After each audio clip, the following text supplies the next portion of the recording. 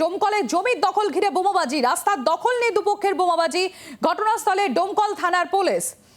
ডোমকলে জমির দখল ঘিরে বোমাবাজি, রাস্তার দখল নিয়ে দুপক্ষের বোমাবাজি, ঘটনাস্থলে ডোমকল থানার পুলিশ।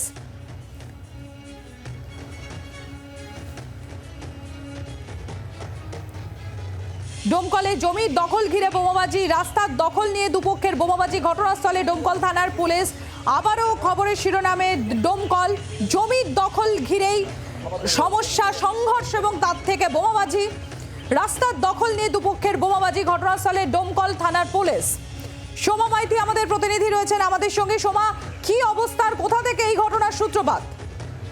দেখো, প্রাথমিকভাবে যেটা জানা যাচ্ছে যে জমিতে ফসল কাটতে যাচ্ছিলেন এবং সেই সময় অন্য পক্ষ বাধা দেয় এবং গ্রামের দুই পক্ষের মধ্যে গন্ডগোল হয়। অর্থাৎ জমিতে ফসল কাটতে তারা যে রাস্তা দিয়ে যাবেন সেই রাস্তায় যাওয়া নিয়ে বাধা দেওয়া এবং তাকে কেন্দ্র করেই মূলত দুপক্ষের মধ্যে গন্ডগোল এবং সেই গন্ডগোলের জেরে বোমাবাজির ঘটনা ঘটে। দুপক্ষের যারা লোকজন ছিলেন তারা বোমা হাতে নিয়ে কার্যত ছুটতে শুরু করেন এবং এলাকায় বেশ কিছু বোমাবাজি করে দুপক্ষকে ভয় দেখানোর চেষ্টা করে, কিন্তু বোমাবাজি ঘটনার ফলে এখনো কেউ আহত হয়নি।